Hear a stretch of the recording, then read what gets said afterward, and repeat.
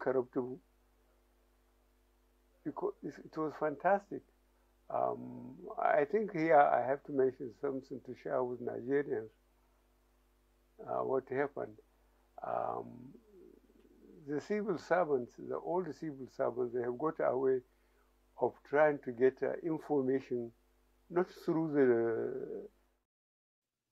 Sorry, the signal don't go off that at that point. You know he has dementia. Even though Shore continue to say, don't say that, Mayegun. I know the guy knows what he's doing.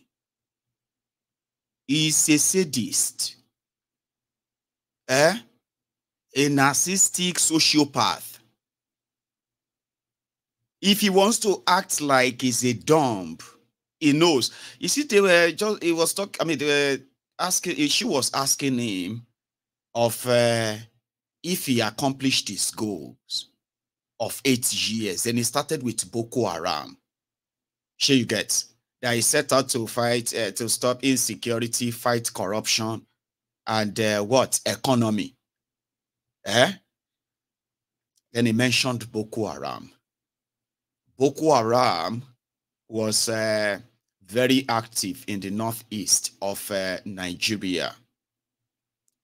And twice they attacked Abuja, which is in the north central of Nigeria.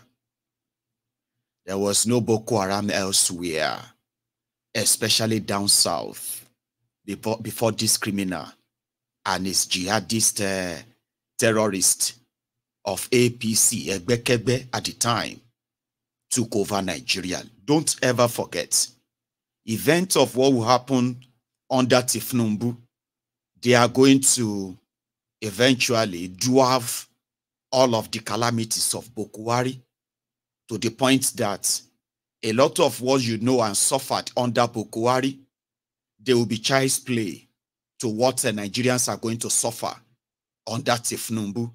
And because of that, a lot of them will forget everything they suffered under Buhari. It has always been like that. This criminal brought in Fulani terrorists that invaded Nigeria, and they are still currently holding many parts of Nigeria today to ransom 8 years of terrorism. Nigeria became the terrorist capital of the entire world.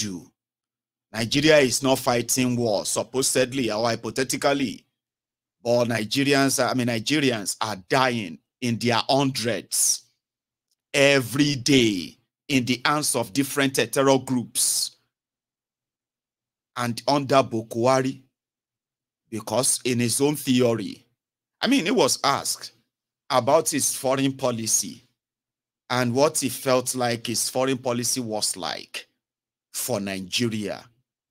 And, throughout his tenure, he would defend every Fulani and other African countries there. He would defend them. He will fund their government with Nigeria's money, but he will continue to put down Nigeria. That's what he did. Indeed, that's what he did, unfortunately. Simply because in his own foreign policy, Lake Chad to Benin Republic is 1,600 kilometers. And because the Lake Chad is 1,600 kilometers, therefore Nigeria cannot have any border. For the donkeys and the cows, the invitation and then the establishment of the Fulani terrorism in Nigeria, Buhari spent 8 years in trying to make laws that will force Nigerians to part with their lands or their lives. They wanted to apportion people's lands to the armed Fulani terrorists if Nigeria wanted to experience peace and growth under Buhari. Listen to him. He still very much believes in that, by the way. So in essence, what you're saying is you set out to achieve some goals and you achieve them in office. Number one, security. Because if there are no security, you cannot achieve anything. Number two, the economy, employment. Now, because of the security we have succeeded. I think Nigerians developed confidence into their country and they invest more. And people from outside came and invested.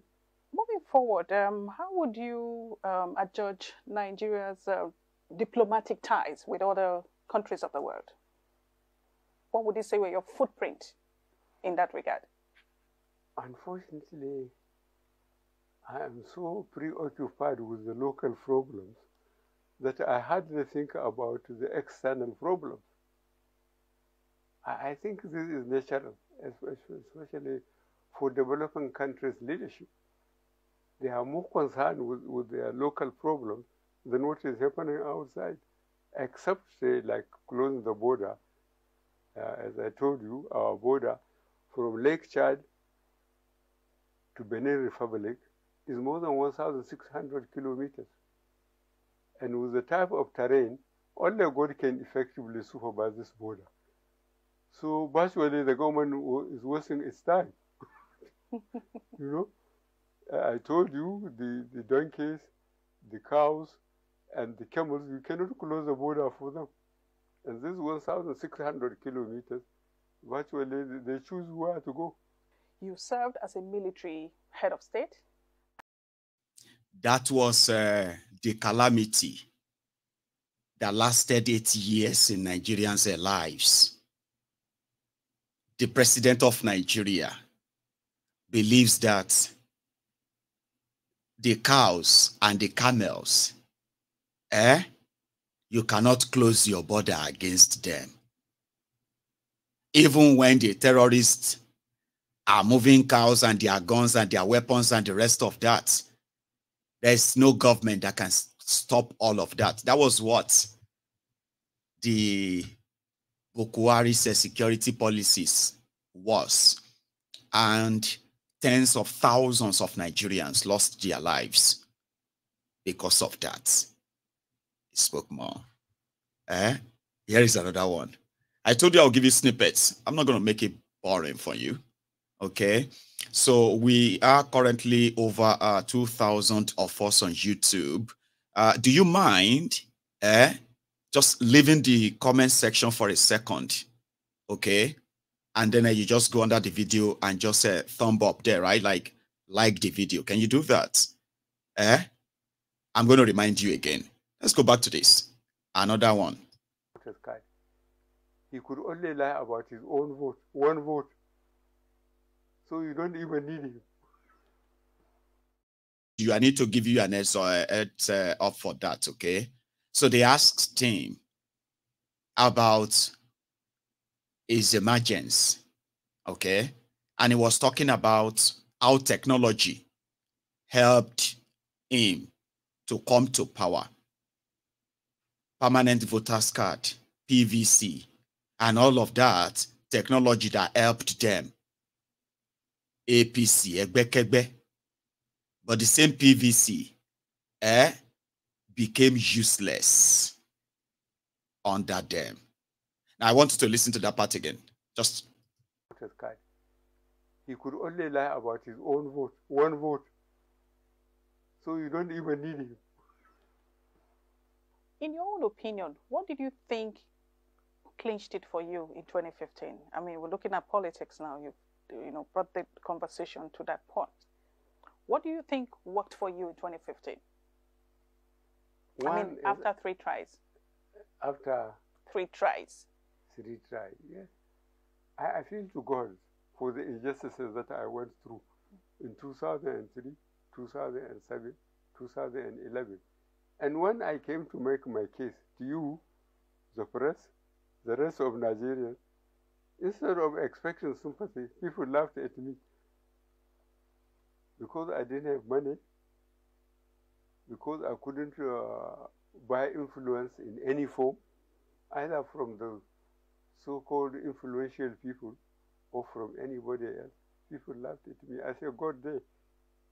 And God sent technology. As I said, permanent voters card. You can only lie about your own one vote. Even your family, you cannot be sure because they have the security to go and vote. It's only God that can judge them. Nobody knows whom they vote for. In 2011, you broke down, literally. I mean, it was reported that you broke down when you didn't. You're laughing. Can you tell us what was the range of emotions that was playing in your mind at that time? I had nobody to blame but myself. I made up my mind to continue trying. People laughed at me because here is a stupid poor man who wanted to lead Nigeria. He has no money to give us. This was the attitude of the people. And I think patriotism, especially in the profession I broke myself in from leaving secondary school, the military, it was fantastic. I tried as much as possible to be fair wherever I found myself. It hadn't been easy because Nigerians seem to be impressed more by materialistic success rather than being honored or praised by the less privileged. We are a fantastic nation. I don't know how many of us there are in the world. Did you hear that? He said, he tried 3 times. And the reason why he didn't succeed was because he had no money to share, to buy influence. And people were laughing at him. Everyone was laughing at him every time he contested. But in 2014, he decided to team up with the money bags. Atiku brought his billions. Saraki brought his billions. Tinubu brought his billions. Amechi brought his. A lot of them here and there brought their billions. And at the same time, they bought him all the influence he needed. Goodluck Egbere Jolantan that appointed the Jega as INEC chairman, he never met him once in his life. They've never met before. And he appointed him and gave him all of that. And that's so untypical. Jega was also on hand. You know all the story. And by the time they all made Buhari president, a jobless, unproductive God. And that is by the way, fact too. According to record, when Babangida released Buhari in 1987, after spending 30 months in house arrest, Babangida can't give him money to start a farm business. They bought him 150 cows to start. As at 1997, Buhari was already serving as PDF chairman at being under Abacha. Unproductive Buhari, eventually, even apart from the fact that he's a known rogue and criminal too. I don't want to go into all of that PDF or PTDF looting, but let's just say his private life. Because Buhari has been living off the system from the moment he turned 17. He didn't go to any school. He was recommended by his village head to join the army. When they asked about his qualification, he presented the letter from the head of the village that he will sit and present it later. So from that day on, everything of Buhari has been taken care of by Nigeria, even to the point that he planned the first coup against a democratically elected government in Nigeria he never really worked in his life. In his military career, he never passed any professional examination. That is why you will never see any abbreviation of professional, what have you, in front of his name. So Buhari had 150 cows in 1987, 150 cows in 1997, 150 cows in 2007, 150 cows in 2010, 150 cows in 2015. Of course, he met the money bags. They bought him all the influence. Somebody will know they productive, will no get job. And people were laughing at him because he couldn't compete with those who had so much money, as he said. By the time Buhari became the president of Nigeria, many Nigerians, they stopped laughing. Not because they were those who laughed at Buhari. The hardship became so real, so pronounced, that almost all Nigerians stopped smiling entirely. And a small thing, they trigger everybody. The economic hardship became so much that people, they stab themselves because of 500 naira. Husband, wife, they kill husband because of 200 naira. The poverty spread like wildfire. But according to Buhari, it did so well for you. It didn't stop there. When he benefited from that technology, they bombed the bridge. Since then, free and fair election in Nigeria became a mirage, an illusion that has now turned to a pure war. If you want to join their election or their politics, you will need to go and invest your money in armored bulletproof cars. You have to provide security for your family, where people are carrying guns and guiding them like your families are just convicts under the guide of the state. So you have to get yourself ready that it's like war. So whoever now has more violence, whoever can rig more, whoever can pay more, is actually going to be the winner at the end of the day. Sure, you get. It's not about the PVC anymore. I mean, a lot of you have discovered that, Abi. It's not about PVC anymore, Abi. We'll go back to this, what you kind of told this lady. You know, now that they said, okay, why did you change the Naira? And then let's talk about the 2023 elections too. I want to warn you, the Buhari get dementia, which means things can go off. It can be, you know, you may be expecting him to be saying something and you are following it and it will just go off to something else. So I have managed I've tried my best to cut them down short that you won't have to deal with all of that. But if they kind of sort of drop in this you're about to watch, I beg your pardon. No. I mean, it's not like to repeat yourself. Like, I beg your pardon. That one is like repeat yourself. But I'm saying I pardon your beg. I beg your pardon. Shah's trying to say sorry in advance. Have you liked the video, by the way? Have you liked the broadcast? No? Come on. Let's go back anyway. Here. Some Nigerians are stuck in. And so much happened during that period, which of course was predicated on the Naira policy. And some would ask, I mean, election period is tumultuous on its own, and then bringing a Naira policy into the works would further make it more tumultuous. So people would like to know why that Naira policy came at that period of the 2023 elections. Well, I think mainly it's stage of development of a nation.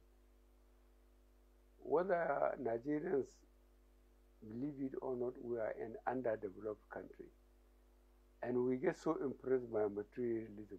Sometimes, ruthlessly, they didn't care how you make the money.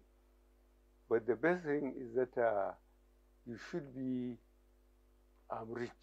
You should have a fantastic house. You should have cars, flashy cars. You should be going overseas regularly and resting or doing what. But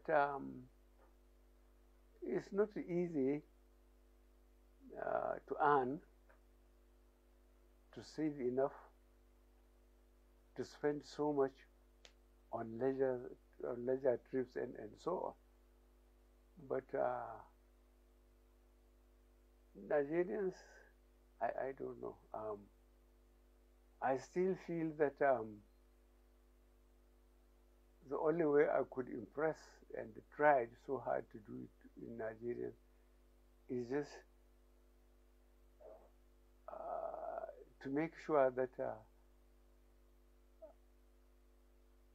my integrity become unquestionable. It hasn't been easy. There are some people who deliberately come close to you to benefit materially. And if they find out that you don't accept the system, they dump you, so-called, and they take their own way.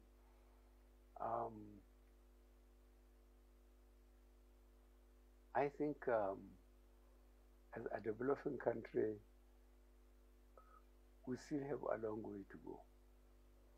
So for the 2023 election and the Naira policy, what exactly was the motivation for it? Because it was really timely. The motivation is to try and make Nigerians believe that there is no shortcut to successful leadership, in the sense that service, it's not easy, as I said, losing, say, 3 elections, attempting president and ending up in the high Supreme Court 3 times. How many people, a lot of Nigerians would say that is very stupid. They would rather have the quickest and fastest way of getting there. And the only way you can do it is to try to accumulate some money, to have a lot of money, and see how you can compromise so many people and maybe institutions and get to where I wanted to get. But I think patriotism, if you sympathize with your own people, or when I say your own people. I'm sorry. I have seen the video because I caught the video. And that is why you remember when we got to that part, I warned you ahead that they were asking questions. It's going to be saying things that are completely sure you get. But it will first begin to take you there. When he's about to lost you completely, it will start like he wanted to say something sensible. So for those of you who have missed Buhari, that is what you missed, though. That is what a lot of depressing. Anytime he spoke to the media, when everybody is crying, hey, where is Buhari? Oh, this Buhari, God go punish Buhari. When he manages to speak maybe once in 6 months, it will just further add to their depression. When he opens his mouth like, just know that something terrible is about to come out. It will further frustrate you, confuse you, depress you. It will not answer the question. That's what people actually suffered in 8 years before this Bulaba and Bala blew. You heard him. The 2023 election was around the time you changed the currency. What was the, why did you do that and all of that? And he started talking about Nigerians. It was right, too, when he said Nigerians don't care how you make your money or where you make the money from. They just, because they believe that once you have a very beautiful house, driving very nice car, and you have so much money to give, they don't care where you get it from. You can run for office and you can become, okay, that makes sense. Is that why you changed the Naira? So tell us more. come clean. Now that you can, I mean, it's over, Abi, so tell us more. Why? Then he started talking about others who now use that money to cheat and buy the institutions, which means they use the money to compromise institutions of government that could have prevented people like that from getting to power since they have bought them. So is that why you changed the money? Okay, tell us more. And then he started talking about Nigeria will know patriotism. I mean, it can really, really be off point. So I don't want to kind of make that worse for you, okay? But there is another interesting part. This interesting part is where he was asked that some people believe that he's an honest man, but there were some corrupt people around him. And guess what Buhari said? He said, why didn't you tell him that nobody told him that people around him were criminals and thieves? But they were cabals. In fact, under you, the word cabal became more popular. And the NTA woman, they asked about, do you know about the cabal? And she's there smiling, like, you know what I mean? Oh dear. Imagine if na Christina Mampo. What's that woman's name? That CNN woman. Is it not Christina Mampo? That Amampo woman. That woman will look like witch. Especially when she's talking to known dictators, crooked, criminals here and there in politics. What's her name again? Something Amampo. And she's asking all these adult questions, and you will be seeing her face like, oh, more, if I hold you, that kind of thing. If not that kind of woman, Buhari, and that woman go tire anyway, because you can't force a demented. Best way we get dementia to, or to begin to kind of catch up with you. Now you go tire. But that NTA lady was there asking, and people, majority of people kind of believe that you are not corrupt, but people around you. Now, I want you to listen to that one. Buhari said, all of una no tell him that nobody told him that anyone is taking what they shouldn't take. So, which simply means Buhari is taking responsibility for all of the looting and the bankruptcy that Tinubu is talking about. Buhari is taking responsibility for that. But you cannot charge him. He's a sick person, demented. If you take and go court, then they ask him A, the answer B. They ask him C, the answer D. They will just have to sentence him in absentia. It will just be saying deal, but nobody there else, kind of. But sure, we disagree. Mayegun, stop saying that. There's nothing wrong with him. He is a wicked, heartless criminal. Say, okay. More listen, more we hear from him. Buhari. This should be fairly judged by our performance or lack of it. And this performance, as I said, is security, prosperity. The ones which I am not too much heavy about is fighting corruption. Those are the silly things I made Nigerians clear that I come out to fight. Of course, there are people who think that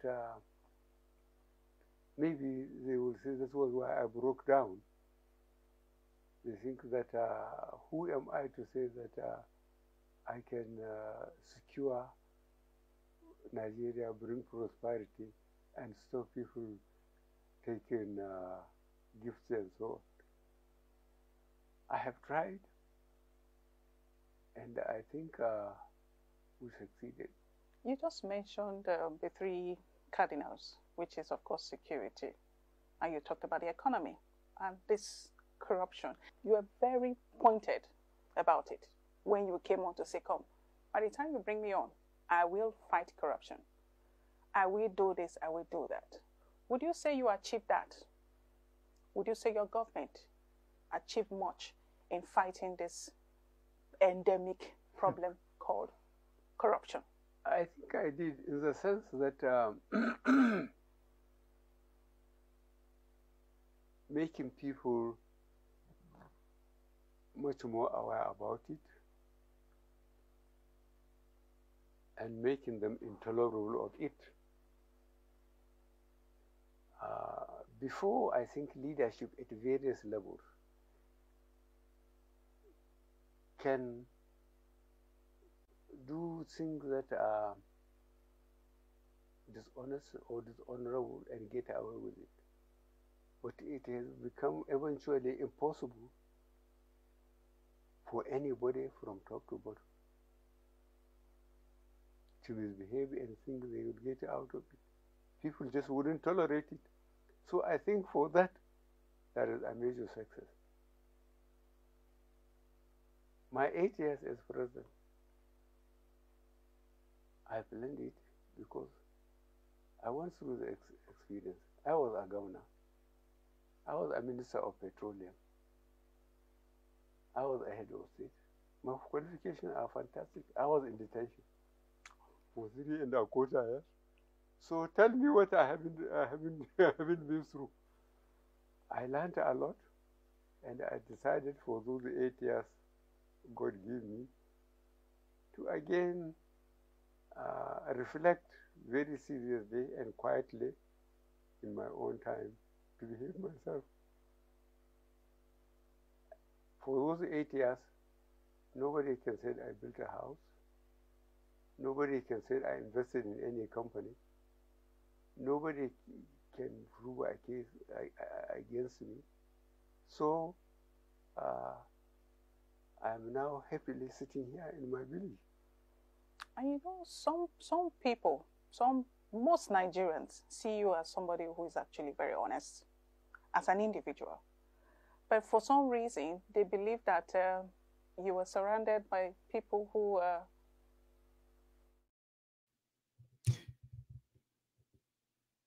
is comfortably, peacefully sitting in his house because nobody can say he built house here or he has investment in this company.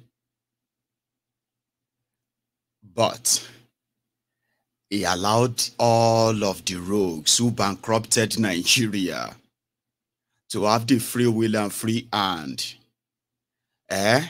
dipped Nigeria in generational indebtedness, generational gbese. Why so many people cannot sleep peacefully in their homes or sit comfortably in their homes? Because some of them don't even have any home anymore. Buhari, that plunged the country into bankruptcy, is sleeping fine. Why won't he? Because Nigeria is a crime scene. They commit the crime and they stay in the crime scene. At the crime scene, who is going to kind of prosecute them? She was actually pushing the agenda of Kaba. Hear this part. That's the last one, I promise you. Okay, in those 8 years that you were there, of course, Oh, yeah. corruption was something that a lot of people were saying maybe there was more you could have done. They just thought there was more you could have done. And it brings me to the question of your level of support for people. Some have said that when you believe in somebody, no matter what happens, you stick with that person. And the question is, what gives you that resolve to hang on to people against all odds? You just can't say such a person is corrupt. He has 5 cars when he should have only 1. He has 5 houses when he should have only 1. And he has so many girlfriends or so many wives. But what have you done to stop it? Is it not part of your role or your duty as a citizen to make sure that if you see somebody who is really corrupt, to blow the whistle? Why don't you have the courage to blow the whistle? To say, look, you are only treasurer for local government. How do you manage to build that house? He didn't build the house in the air. He built it somewhere, either in his village or he went to Abuja, bought land and built it. But really, you are asking very, very difficult questions.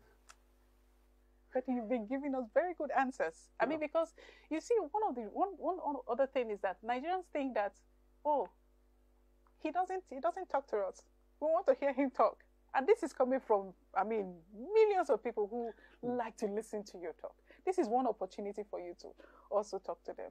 And that brings me to the next question of your style of governance, which mostly was, you know, you just act. You don't talk much in the eye of Nigerians. Nigerians should be reflecting on the positive things we achieved and we did, instead of always seeing the wrong side of our performances. Okay, so there was this impression that is an impression out there, and it's a good opportunity for you to just, you know, address it. There was this impression that your administration was hijacked by some cabals. In fact, the word cabal became so popular during these last 8 years. Was it a figment of imagination of Nigerians, or was there something? Do you really feel that your government was hijacked in any way? It must have been. Otherwise, why didn't they talk? Why didn't they said it? What do the people they think they form themselves into a cabal and they are so important that they are not being questioned? What did they do about it? Don't they have a role as Nigerians if things are being done by government? Did you feel it? No, because I don't deliberately allow anybody to misuse public resources for himself or for me. I didn't allow it. I can't act on what I don't know. I couldn't have acted on what I didn't know. But if people know and they decide to sit on their knowledge and refuse to, they are part of the problem then. They are part of the problem. But now in hindsight, did you even in any way, by the stretch of the imagination, did you see anyone who would have been like a possible cabal in your time in government? No. Nobody was above the law, and I don't have any evidence of anybody doing anything wrong and being allowed to walk away. No. And speaking of walking away, would you say you carried out justice in terms of, you know, meting out punitive measures to those who fell off the road in your government? Yes. We had a system. If people found out that nuisance lele, even me self, not feel like I'll remove them before all of them begin to stone your TV and your devices. Okay, let's take him off. We don't have much use of him for him anymore. Anyway, somebody said that the lady journalist seems to be more like they are on dates. Like, are these two on dates? That's what somebody asked. Are these two on dates? I told you it's a scripted interview, and instead of making Buhari look better, it just brought back the PTSD that a lot of people have suffered under Buhari for 8 years. I can imagine the rage in some of his sort of faces, and then some who are probably just smiling there, laughing that, oh, look at this clown. Buhari will only bring back a PTSD, and they will do more to whitewash him as well going forward, okay? Because those that bankrupted Nigeria, they are enjoying their loot. And as for Kolu, what can he do? And as for the National Assembly, it's called state capture, my dear. It is called state capture. They have captured everywhere. Here you get. It is now, somebody said it's a Nigeria. All of us shall get your own for body anyway. So you can say it is a banana republic or a jungle where everything goes. I don't know what that Labour Party senator was thinking. There's a senator called Tony Onwoye from Anambra. Okay. One of the LUP 71, LUP 72, OB 73. You know now, those were like just like years ago. Anyway, one of them decided to take on Akpabiole today. He's had enough.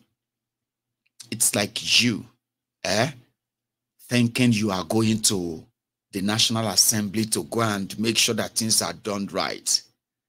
And then you got there and they say, calm down. All those ones are just for campaign. Don't worry yourself. Everything is done. Are we not going to debate? Are we not going to say yes or no? Are the ayes and the nays not going to raise hand? No. Don't worry. We don't do that here too much, okay? So you will just come here, read letter to all of us. And then we will just bang your gavel. And then that's it. We have agreed. How? When did we agree?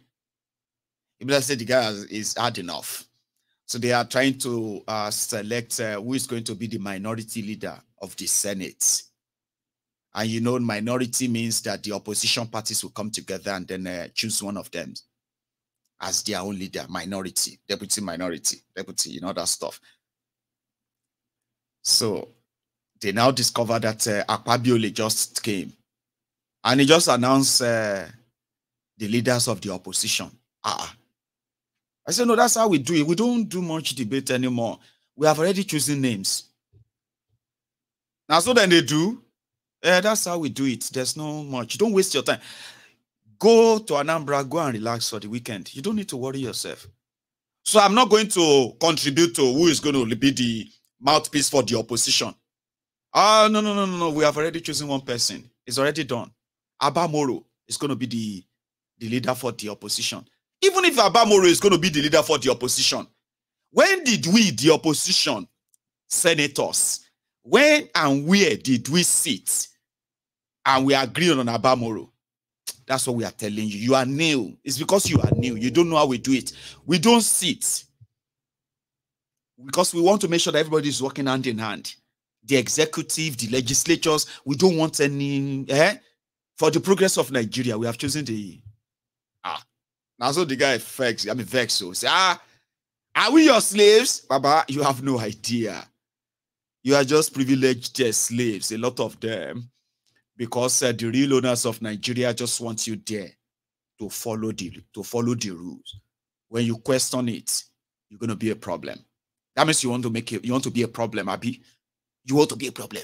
We'll suspend you for 1 year. We'll ask the Supreme Court to remove you, cancel your election. And so it be you, but it be like say the guy didn't care.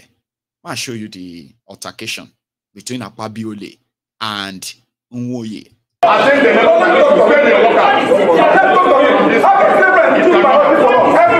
That is not the position. Are we your slaves? The way you are elected was the way you were elected. Are we your slaves? How else you can suspend me here? Are we your slaves? Every time you keep on picking leadership for us. We are not your slaves. Whether you like it or not, the way you are elected was the way we are elected. We are not your slaves. The way you are elected was the way we are elected. How else you can suspend me? You have done your worst, Mr. President. What do you mean by that? You have done your worst. You have done your worst. You have put us to the wall. Thank you. Yes, we'll start with that. Meaning what? Meaning what? Meaning what? Meaning what? It's unfair. It's unfair. It's not about me, it's not about any person. It's about the institution of Senate. Thank you, sir.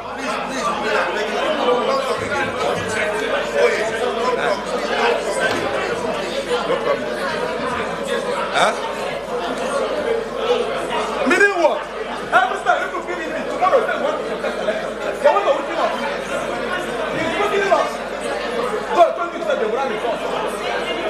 Nobody is part of them. Give a common, give a common. Give a common to. Not about level. Give him. Yeah? Let's go see him. Let's go see him. Yeah. Oh. Help them one. Help them one. Go. Help them one. Lead us. Let's go. Yeah. I think they never managed to spend your. The more you look, the less you see. The more you look, the less you see. The more you look, the less you see. With a wiki. And that's all you have to see there, right? And the body that brought this upon Nigerians, the judiciary, their president. Okay, wait, before I come to their president, I'll show you Kolu in Germany. Currently, there is a PR propaganda.